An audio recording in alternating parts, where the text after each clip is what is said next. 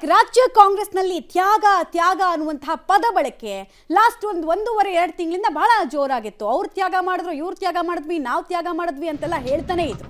So ಈ ವಿಚಾರವನ್ನ ಮಲ್ಲಿಕಾರ್ಜುನ್ ಖರ್ಗೆ ಅವರು ಅಡ್ರೆಸ್ ಮಾಡಿದ್ದಾರೆ. ಮೊನ್ನೆ ಅಷ್ಟೇ ಬಾಯಿ ಮುಚ್ಕೊಂಡು ಕೆಲಸ ಮಾಡಿ ಅಂತ ಸೈಲೆಂಟ್ ಆಗಿರುವಂತೆ ಫರ್ಮಾನ್ ಹೊರಡಿಸಿದ್ರು. ಮುಂದಿನದ್ದು ನಾವು ತೀರ್ಮಾನ ಮಾಡ್ತೀವಿ ಅಂತ ಹೇಳಿದ್ರು. ಮೊನ್ನೆ ವಾರ್ನಿಂಗ್ ಇದು ರಾಜ್ಯ ನಾಯಕರಿಗೆ ಮಲ್ಲಿಕಾರ್ಜುನ್ ಖರ್ಗೆ ಅವರದ್ದು.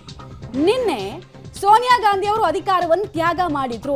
ಅವ್ರು ಪ್ರಧಾನಿ ಆಗುವಂತಹ ಎಲ್ಲಾ ಅವಕಾಶ ಅವ್ರಿಗಿತ್ತು 2004ರಲ್ಲಿ.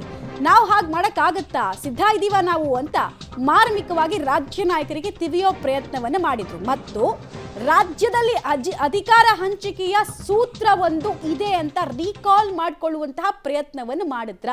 ತ್ಯಾಗದ ಮಾತುಗಳನ್ನು ಆಡೋದ್ರ ಮೂಲಕ ಅದಕ್ಕೆ ಮುನ್ನುಡಿಯನ್ನ ಬರೆದ್ರ ಅನ್ನೋದು ಕುತೂಹಲಕ್ಕೆ ಕಾರಣ ಆಗ್ತಾ ಇದೆ. ಕಾರಣ ಮಲ್ಲಿಕಾರ್ಜುನ್ ಖರ್ಗೆ ಅವರು ಇಷ್ಟೊಂದು ಓಪನ್ ಆಗಿ ಹಿಸ್ಟ್ರಿಯಲ್ಲಿ ಏನಾಯ್ತು ಕಾಂಗ್ರೆಸ್ ಪಾರ್ಟಿದು ಅಂತ ಯಾವತ್ತೂ ಹೇಳೇ ಇಲ್ಲ.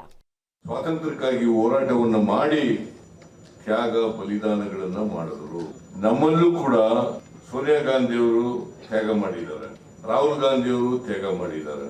ನಾವು ಕೂಡ ಅದೇ ದಾರಿನಲ್ಲಿ ನಡೀತಕ್ಕಂಥ ಪ್ರಾಮಾಣಿಕ ಪ್ರಯತ್ನವನ್ನ ಮಾಡಬೇಕು. ಯಾಕಂದ್ರೆ ಕಾಂಗ್ರೆಸ್ ಪಕ್ಷ ಮಾತ್ರ ಸಮಾಜದಲ್ಲಿ ಪರಿವರ್ತನೆಯನ್ನು ಬಯಸ್ತಕ್ಕಂಥದ್ದು. ನನಗೆ ಪಾರ್ಟಿ ಇಸ್ ಇಂಪಾರ್ಟೆಂಟ್. ನಾನು ಕೊಟ್ಟಿರೋಂಥ ಜವಾಬ್ದಾರಿನ ಪ್ರಾಮಾಣಿಕವಾಗಿ ಮೊದಲಿಂದ ಎದ್ದಂಥ ಸಂದರ್ಭದಲ್ಲಿ ತ್ಯಾಗಗಳನ್ನ ಮಾಡ್ಕೊಂಡು ಬಂದಿದ್ದೀನಿ. ನಾನು ಪೊಲ್ಯೂಷನ್ ಗೌರ್ಮೆಂಟ್ ಧರ್ಮಸಿಂಗ್ ಕಾಲದಲ್ಲೂ ದಮ್ ತಡ್ಕೊಂಡು ತ್ಯಾಗ ಮಾಡ್ಕೊಂಡು ಬಂದಿದ್ದೀನಿ. ಸಿದ್ದರಾಮಯ್ಯನವ್ರ ಹಿಂದೆ ಗೌರ್ಮೆಂಟಲ್ಲೂ ತ್ಯಾಗ ಮಾಡ್ಕೊಂಡು ಬಂದಿದ್ದೀನಿ. ಸೊ ಅದರಿಂದ ನನಗೆ ಪಾರ್ಟಿ ಇಸ್ ಇಂಪಾರ್ಟೆಂಟ್. ನಾವು ಪಾರ್ಟಿಲಿ ಬೆಳೆದವರು.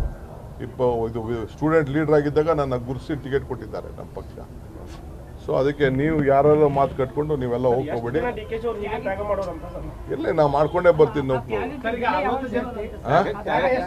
ಅವಶ್ಯಕತೆ ಇಲ್ಲ, ಜನಕ್ಕೆ ಒಳ್ಳೇದಾಗ್ತಾ ಇದೆಯಾ ಸಾಕು. ನನಗೆ 2004ರಲ್ಲಿ ಸೋನಿಯಾ ಗಾಂಧೀಜಿ ಅವರು ಪ್ರಧಾನಮಂತ್ರಿ ಆಗಬೇಕಾಗಿತ್ತು. ಆದರೆ ಅವರು ಆ ಪ್ರಧಾನಮಂತ್ರಿ ಪದವನ್ನ ಸ್ವೀಕಾರ ಮಾಡಲಿಲ್ಲ. ಅವರು ತ್ಯಾಗ ಮಾಡಿದ್ರು. ಮತ್ತು ಒಬ್ಬ ಅರ್ಥಶಾಸ್ತ್ರಜ್ಞ ಮನಮೋಹನ್ ಸಿಂಗ್ ಅವರಿಗೆ ಕುರ್ಚಿ ಮೇಲೆ ಕುಳಿಸ್ಬಿಟ್ರು ಪ್ರಧಾನಮಂತ್ರಿಯಾಗಿ. ನಾವು ಇವತ್ತು ಆ ರೀತಿಯಾಗಿ ತ್ಯಾಗ ಬಲಿದಾನ ಮಾಡಕ್ಕೆ ತಯಾರಿದ್ದೇವಾ ಅಂತಕ್ಕಂಥ ಪ್ರಶ್ನೆ ನಮ್ಮ ಮುಂದೆ ಬರ್ತದೆ. ಈ ದೇಶಕ್ಕಾಗಿ ಇಂದಿರಾ ಗಾಂಧೀಜಿ ಅವರು ತ್ಯಾಗ ಮಾಡಿದ್ರು, ರಾಜೀವ್ ಗಾಂಧಿ ಅವರು ತ್ಯಾಗ ಮಾಡಿದ್ರು, ಸೋನಿಯಾ ಗಾಂಧಿ ರಾಜಕೀಯವಾಗಿ ತ್ಯಾಗ ಮಾಡಿದ್ರು. ಅಷ್ಟೇ ಅಲ್ಲ, ದೇಶದ ಏಳಿಗೆಗಾಗಿ ಅವರು ಅನೇಕ ಕಾರ್ಯಕ್ರಮಗಳನ್ನು ಸೋನಿಯಾ ಗಾಂಧಿ ಅವರು ಮನಮೋಹನ್ ಸಿಂಗ್ ಅವರು ಕೊಟ್ಟರು. RT ಆಕ್ಟ್ ಇರ್ಬೋದು, ಫುಡ್ ಸೆಕ್ಯೂರಿಟಿ ಇರ್ಬೋದು, ಮನ್ರೇಗಾ ಇರ್ಬೋದು, ಫಾರೆಸ್ಟ್ ರೈಟ್ಸ್ ಆಕ್ಟ್ ಇರ್ಬೋದು, ಭೂಮಿ ಅಧಿಗ್ರಹಣ, ಇಂಥ ಕಲ್ಯಾಣಕಾರಿ ಯೋಜನೆಗಳು ಯಾರಾದರೂ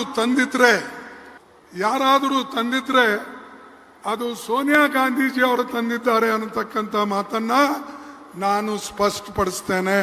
2004ರಲ್ಲಿ ಸೋನಿಯಾ ಗಾಂಧಿ ಅವರು ಯಾಕೆ ಪ್ರಧಾನಿ ಹುದ್ದೆಗೆ ಏರ್ಲಿಲ್ಲ ಅನ್ನುವಂತಹ ವಿಚಾರವನ್ನ ನಾವು ಅನೇಕ ಸಂದರ್ಭದಲ್ಲಿ ಕೇಳಿದ್ದೀವಿ. ಸುಬ್ರಹ್ಮಣ್ಯನ್ ಸ್ವಾಮಿ ಅವರು ಯಾರಿಗೆ ಪೆಟಿಷನ್ ಅನ್ನು ಹಾಕೊಂಡಿದ್ರು, ಏನಾಯ್ತು ಅಂತ. ಬಟ್ ಅದನ್ನೆಲ್ಲ ಕಾಂಗ್ರೆಸ್ನವರು ತಮ್ಮ ಅಡ್ವಾಂಟೇಜ್ಗೆ ತಕ್ಕಂತೆ ಮಾತಾಡೋದನ್ನ, ಡಿಬೇಟೇಬಲ್ ಇಶ್ಯೂ ಆಗಿರೋದನ್ನ ಮಾತಾಡೋದನ್ನ ನಾವು ಕೇಳ್ಪಟ್ಟಿದ್ದೀವಿ. ಬಟ್ ಈ ಸಲ ಮಲ್ಲಿಕಾರ್ಜುನ್ ಖರ್ಗೆ ಅವರು ಯಾಕಾಗಿ ತ್ಯಾಗವನ್ನ ಎಳೆತಂದ್ರು, ಪದವನ್ನ ಬಳಕೆ ಮಾಡಿದ್ರು ಅಂತ ಕೇಳಿದ್ರೆ, ನಾನ್ ತ್ಯಾಗ ಮಾಡಿದೆ, ನಂದು ದೊಡ್ಡ ತ್ಯಾಗ ಅಂತ ಕ್ರೆಡಿಟ್ ತಗೊಳ್ಳುವಂತಹ ಪ್ರಯತ್ನದಲ್ಲಿರುವಂತವರಿಗೆ ನಿಮಗಿಂತ ದೊಡ್ಡ ತ್ಯಾಗಿಗಳ ಪಕ್ಷದಲ್ಲಿದ್ದಾರೆ, ಇದು ತ್ಯಾಗಿಗಳ ಪಕ್ಷ ಅನ್ನೋದನ್ನ ಹೇಳೋ ಪ್ರಯತ್ನವನ್ನು ಮಾಡಿದ್ರು. ಮತ್ತು ಅಧಿಕಾರ ಹಂಚಿಕೆಯ ಸೂತ್ರ ಚಾಲ್ತಿಯಲ್ಲಿದೆ, ಅದಕ್ಕೆ ನಾನು ಮುನ್ನುಡಿಯನ್ನ ಬರಿತಾ ಇದ್ದೀನಿ ಈ ಮೂಲಕ ಅಂತ ಹೇಳ್ದಂಗೆ ಕಾಣಿಸ್ತಾ ಇತ್ತು. ಇದನ್ನು ಯಾವ ರೀತಿ ಪರ್ಸೀವ್ ಮಾಡ್ತಾರೆ ಉಳಿದ ನಾಯಕರು ಅನ್ನೋದು ಪ್ರಶ್ನೆ.